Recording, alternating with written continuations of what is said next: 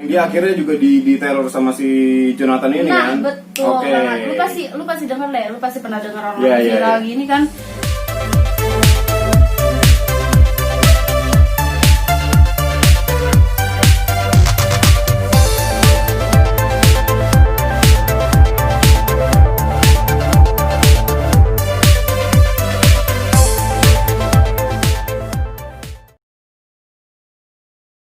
Hello, welcome back to Blue Jeans Channel. It's me May and Raka. Hari ini kita akan membahas tentang, Jonathan Galindo. Kira-kira kalian tahu nggak siapa tuh Jonathan Galindo?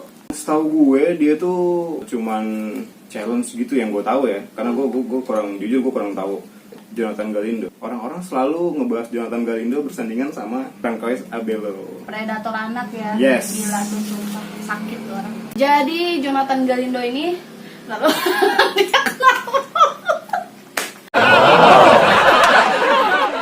Oke, jadi si Jonathan Galindo ini kan latar belakangnya itu dia terobsesi banget sama Disney. Dia tuh punya cita-cita kalau dia tuh bakalan tiap hari tinggal di Disney. Ya kalau kita sebagai orang normal aneh ya.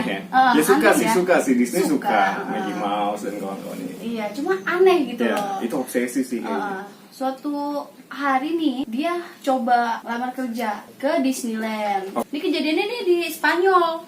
Pas dia tes psikotes, HRD-nya ini ngeliat ada yang nyimpang. Hasil psikotesnya itu menunjukkan kalau dia tuh psycho gitu, sakit. Tentu ditolak dong. Iya, iya. Nah, dia sakit hati nih. Dia tuh merubah wajahnya jadi Goofy. Lu bayangin manusia terus bentuknya hidungnya tuh kayak anjing gitu. Coba lihat gambarnya.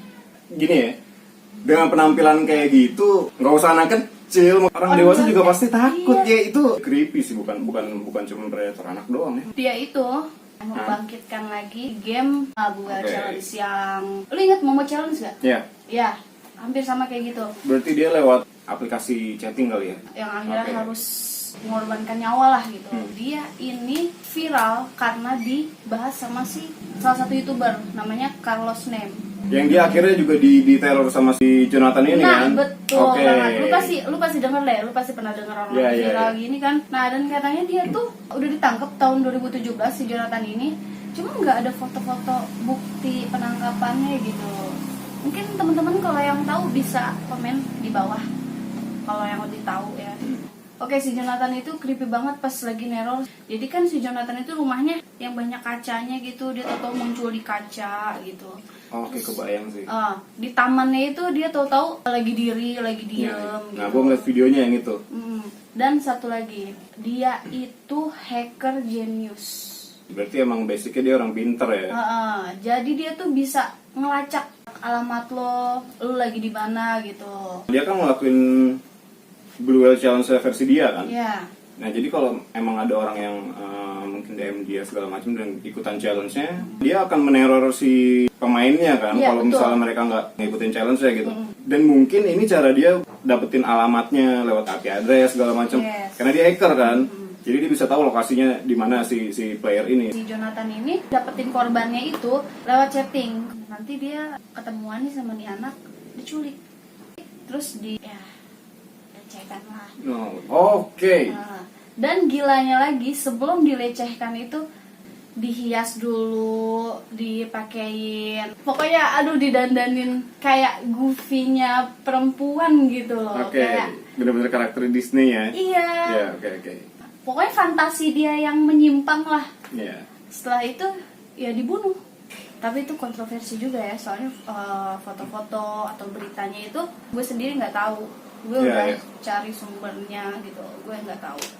Mungkin kalian yang tahu boleh komen. Di bawah. Nah sebenarnya kejadian dari si Jonathan Galindo ini emang motifnya mirip sama yang kejadian di Indonesia belakangan itu kan, lewat si Francois Abelo ini. Si Frank ini juga di Indonesia sebenarnya udah makan kurang lebih 305 anak. 305 itu dari tahun 2019 ke sini kan. Si Frank ini adalah warga negara Prancis. Yang aneh, menurut gua aneh, motifnya sama yang ada di pikiran dia itu apa gitu. Dia umurnya udah 85 tahun. Iya. Ke Indonesia buat nyari anak-anak kecil. Kayaknya memang predator anak. Dan yang gua tahu dia itu ke Indonesia nggak cuma sekali ini aja. Jadi emang Sejak tahun 2015 kemarin itu dia udah beberapa kali ke Indonesia. 2015? Ya, Gila. 2015. Ini belum tentu loh, ini yang pertama kali ya. Nah, Pertama kali. ini kan yang ketahuan di tahun ini aja, dari 2019 lah ya. Itu udah makan 305 anak, bukan jiwa ya, karena dia memang sebenarnya nggak ngebunuh anak-anak yang nggak kayak si Jonathan Galindo tadi. Jadi si Frank ini dia tuh biasa beroperasi di daerah-daerah Jakarta Barat, ya sekitaran Kalideres sampai Grogol gitu lah ya, searah itu. Yang target incarannya si Frank ini biasanya emang anak-anak kecil yang ada di jalan, jadi kayak pengamen-pengamen, anak-anak yang emang jauh dari pengawasan orang tua. Iya, nggak ada pengawasan orang tuanya. Jadi iming-imingnya dia, si anak kecil ini akan diajak jadi foto model. Foto model. Ya. Oh, memanfaatkan ini ya. Biasanya kan ABG zaman sekarang. Iya, benar-benar. Mau nggak ditawarin jadi foto model? Oh, mau. Ya, siapa sih yang mau jadi foto model? Foto model Instagram. Iya. Jadi mereka diajak ke hotel di sekitaran situ juga, Jakarta Barat juga. Nggak jauh-jauh dari lokasi dia nemu si anaknya itu ya. Dan di hotelnya juga udah di set, udah diatur. Emang bentuk si kamarnya juga udah dijadiin kayak tempat buat pemotretan gitu. Kelihatan profesional Yes. gitu ya. Udah ada latarnya, Niat banget. lighting, kamera segala macam. Karena memang dia sebenarnya mau menjadikan si anak itu objek fotografinya dia gitu. Tapi mungkin gak sih ini tuh fantasinya dia juga. Jadi Iya. kayak story nih. Gue tuh foto-foto dia dulu Yes. sebagai foto model. Terus baru gue Yes. Kenapa gue bilang mirip sama Galindo? Karena saat dia foto itu dia akan didandanin sesuai yang diimajinasinya. sesuai imajinasinya dia. Ya kalau dia emang lagi pengen dokter, Ya. si anaknya didandanin kayak dokter. Kayak nurse gitu ya. Iya. Bener nggak sih dia tuh nggak segan-segan kayak mukul, Yes, nangkep ya. gitu. Menurut berita yang gue rangkum, si Frank ini akan minta si anaknya buat lepasin. Bajunya. Iya, kalau anak itu nolak, dia mulai ngelakuin kekerasan kayak mukulin, ditendang, segala macam. Abuse lah, itu abuse. Dan kacaunya, setelah si anak melucuti semua pakaiannya, you know what happened next. Tapi kalau menurut gue sih ya, kejadian kayak gini-gini tuh, ya emang fetish sih. Pedofil udah jelas, fetish juga udah jelas, karena jelas yang satu terobsesi sama karakter-karakter Disney, Disney, terus ya. yang satu ya terobsesi sama Anak-anak ya. Iya. Ya memang sifat pedofil kayak gitu. Kalau ketemu itu pengen gue Iya. pukul gitu. Soalnya kan gue punya adik ya, Nah. adik gue masih kecil. Gila. Kebayang gak sih kalau kalian punya adik atau teman-teman yang udah punya anak, hal kayak gitu tuh pasti akan membekas di pikiran si anak, dan itu bakal jadi trauma kan? Iya, trauma. Dan gue takutnya nih ya, kayak banyak kejadian ya yang korban pedofil, gedenya bakalan jadi pedofil juga. Atau kemungkinan besar dia akan terganggu pola pikirnya. Jadi mungkin kita bersosialisasi biasa gitu, normal, kita ngobrol, cuman sifatnya mungkin agak freak dan ya banyak. Iya, banyak. Saya menjumpai teman-teman saya yang seperti itu. Ada, punya saya. Makanya jaga deh para orang tua, terus yang punya adik harus deket loh pengawasannya, jangan dibiarin. Kayak handphone aja gitu ya, lewat handphone aja kita tuh harus mantau sebenarnya. Iya, dia nonton apa? Kita harus mantau dia komunikasi sama siapa ya kan. Kita tuh harus tahu lingkungannya. Jangan sampai lepas deh, jangan sampai lengah gitu. Soalnya anak-anak kecil tuh rentan banget sama predator-predator. Deket rumah gue juga ada kan, anak guru, gila. Dia guru dan anak guru, lo bayangin. Ya, karena ini menurut gue emang udah tindak kriminal tingkat tinggi ya. Pertama, target utamanya anak-anak. Mereka di bawah umur. Untuk identify siapa mereka aja kita susah, karena mereka belum punya ID kan, belum punya KTP, belum punya tanda pengenal gitu. Kecuali mungkin kartu pelajar ya kalau dibawa itu pun. Karena targetnya si Frank sendiri sebenarnya anak-anak yang di pinggir-pinggir jalan kayak gitu, yang notabene mungkin sulit buat mendapatkan identitasnya. Iya, dan ini kan 305 anak ini yang ketahuan dari 2019 sampai 2020 kemarin ini kan, sampai dia ketangkep. Nah, yang dia lakuin di tahun 2015 tuh apa? Kita kan nggak ada yang tahu. Iya, nggak ada yang tahu korbannya ya kan. Ya, dan dia nggak cuma sekali 2 kali loh kesini. Sering katanya. Terakhir, korban-korban dari Frank ini juga rata-rata anak yang usianya 10 sampai 17 tahun. Itu kan usia-usia masih remaja ya masih kecil lah.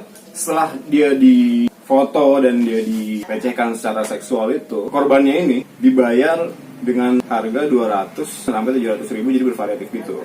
Lu kebayang nggak sih, maksud gue 305 anak ini itu kan cuman data yang diambil dari sekitar bulan Desember kemarin 2019 sampai kemarin dia ketangkep tuh bulan apa, Juni Juli lah ya. Itu kan kurang lebih sekitar 5 sampai 6 bulan kan. Itu baru yang ke data gitu, lo kebayang gak sih, maksud gue dari tahun-tahun sebelumnya, dari 2015 dia kesini, dia melakukan hal apa aja, dan dia itu bukan tipe orang yang tajir gitu loh, ngerti gak sih? Di sana juga dia kerja apa, cuman bisa bolak-balik ke Indonesia, terus yang dia lakukan di sini tuh apa gitu, maksud gue bisnis kah? Enggak juga, karena dia datang ke sini tuh pakai visa turis, setahu gue ya. Itu yang sebenarnya jadi pertanyaan buat gue, maksud gue, ya ampun, lo kebayang gak sih ini orang udah tua gitu.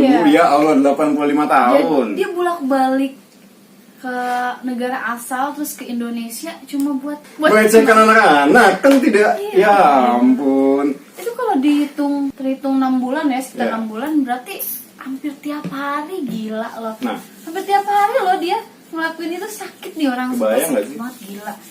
Yang gak gue suka katanya, dia punya sistem dari cara dia mencari korbannya. Dia punya sistem. Jadi dia belusukan nih ceritanya kan. Terus dapat, dibawalah ke hotel. Setelah dia selesai dengan semua kegiatannya dia pada saat itu, dia minta si korban buat ngajak temennya. Jadi kayak door to door iya, mouth to mouth juga iya. Jadi ya makanya mungkin dia bisa dapat segitu banyak banyak anak. Caranya kayak gitu. Tapi mungkin gak sih dia tuh, maksudnya nih anak nih nggak mau lah ya, pasti kan nggak mau ya. Mungkin gak sih dia juga dibayar atau dia diancam.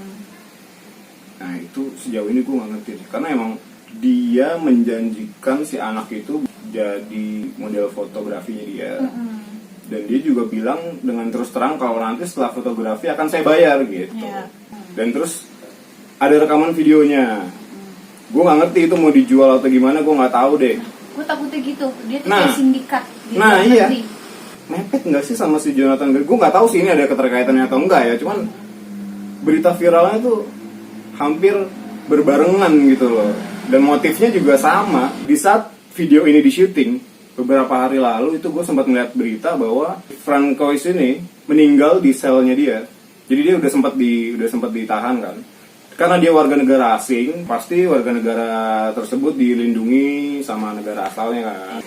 Di saat dilakukannya perundingan tersebut, tiba-tiba ditemukan mayat si Francois ini di dalam selnya dia di Indonesia dalam keadaan gantung diri. Yes, jadi dia, gue nggak tahu kenapa, mungkin nggak kuat iman kali ya, nggak kuat iman dari itu juga udah nggak kuat iman. Emang dia nggak punya iman, gila lo. Cara dia gantung diri ada aneh juga sih, maksud gue. Dia bisa dapat kabel, misalnya dia tuh emang ada kabel yang nggak kepake gitu di langit-langitnya gitu. Gimana caranya dia ngambil terus dililitin dan akhirnya dia meninggal di tempat gitu ya, di sel tersebut ya. Sampai saat ini sih gue belum tahu kasusnya perkembangannya gimana. Dan berakhir di sini aja, apakah dia belum terus selesai atau gimana, kita nggak tahu ya.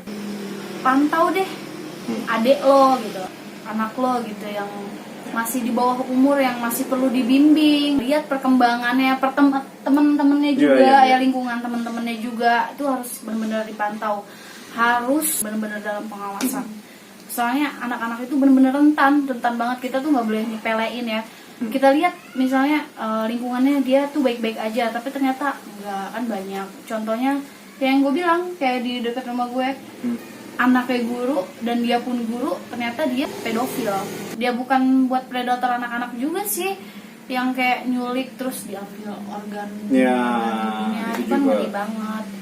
Kita hati-hati aja tuh, nggak cukup buat orang-orang kayak si Franz ini. Menurut gue kita juga harus dibekali dengan bela diri. Bukan bela diri, maksud gue bukan berarti harus silat dan segala macam ya. Kalau bisa bagus. Lu harus punya tools atau alat yang bisa dipergunakan untuk artinya lu teriak pun udah termasuk bela diri.